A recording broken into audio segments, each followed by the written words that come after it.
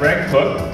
Greg studied cooking in London, England, and the intricacies of chocolate at Callebaut College in Belgium, and the Ecole du Grand Chocolat in France. Greg opened his Kitsilano shop, Chocolate Arts, in 1989. This past year, he moved and expanded his store and added a cafe a few blocks away.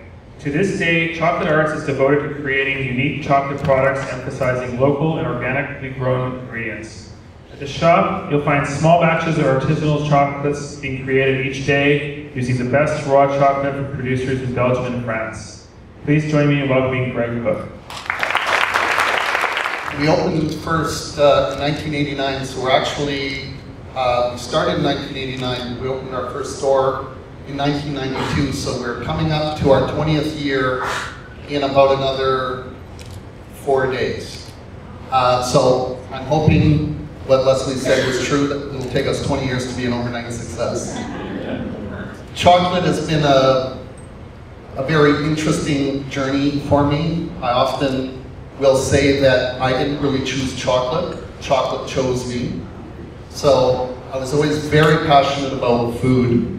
Grew up in the prairies where I don't really know where this passion for food came, because growing up in the prairies in the 1960s, there was not what you'd call a very good quality level of food there.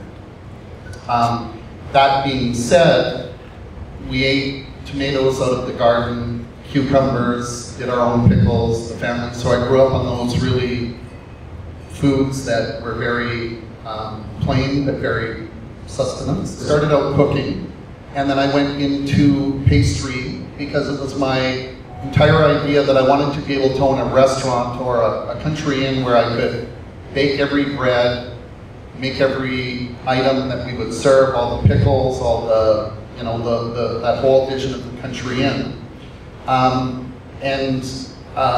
Essentially faked my way into a pastry shop where on the interview, the gentleman asked me if I'd ever worked with fondant before. And I said, no, not really, not a whole lot, but I had no idea what fondant was. So I immediately ran to the library, read up on fondant, memorized the recipe, and that was sort of the start of my pastry career. From that, it went and progressed along there, and the next logical step was we had there was a person who delivered fresh herbs to all of the restaurants around town, a company called Glorious Garnish. They were the first people to serve salad mixes to all the companies, or all the restaurants downtown. And the gentleman one day said, you know, I've got this field of mint, what should we do with it? And the chef at the time that I had said, we'll cover it in chocolate. So being the pastry chef, they came to me, and that was actually the start of Chocolate Arts. Our first product actually was that we took fresh herbs and coated them in chocolate and tried to sell them. We discovered that tarragon and basil and mint didn't quite work so well. Fresh mint ended up drying out like grass, and so it wasn't that pleasurable to eat. Through that, we met an individual named Robert Davidson, who was a First Nations artist, and that was when he joined the company as a partner, and we manufactured medallions of his chocolates. You know, I remember standing in the front of our store after 5 years and standing there and going, I'm exactly where I'm supposed to be, but I don't know how I got here. So I found something that I was very good at, that obviously gave people pleasure, and that's where we ended up.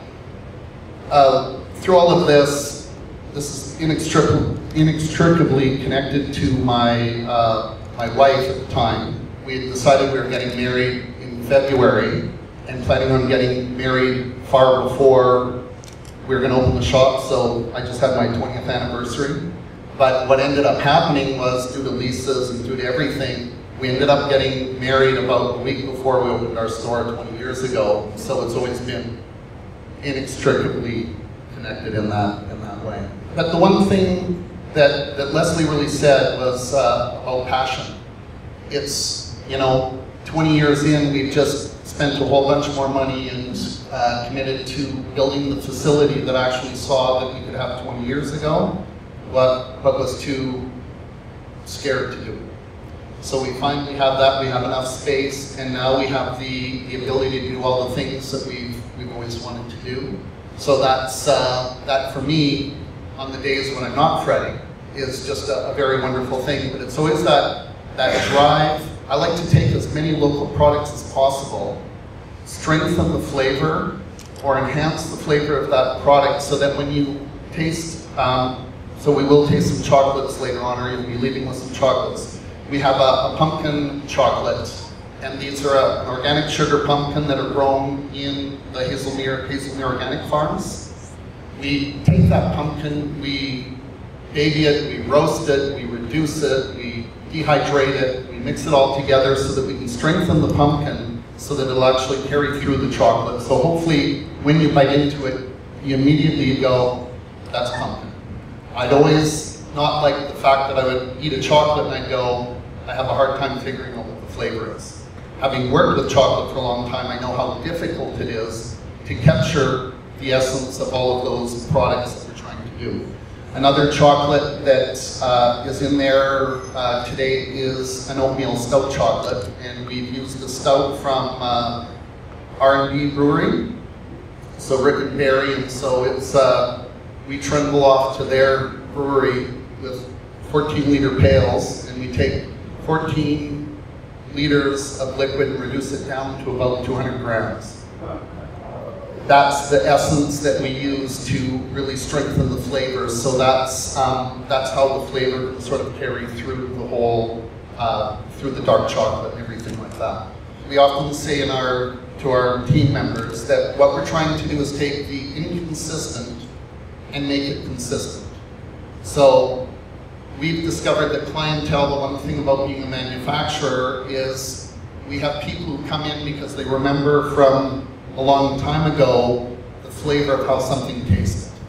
And they come in with that taste memory and want to have it again. And so that therefore we work really hard to be consistent year in, year out, but continue to evolve as we learn and as we grow. We learn how to get more flavor out of everything. That's what sort of gets me out of bed most mornings. The beauty is that we opened up, we're serving coffee now, and that was just so that I wouldn't spend $4,000 a year getting coffee from everybody else. So I can have unlimited coffee because I've gotten quite addicted to it, and it's quite a wondrous thing. There's another chocolate in there we call an espresso stick, and that is made with chocolate that the coffee that we use from that, and the coffee that we use is from Seattle called Herkimer, and there's a small roaster. And they, while there's a number of places that make great coffee here, we just felt that we had a real affinity for those guys. They're a couple of dudes who just roast really good coffee and are really committed to fair trade coffee and all of that. And I thank you. Thank you, Greg. So as you heard, on your way out tonight, you'll be receiving a chocolate treat from Chocolate Arts.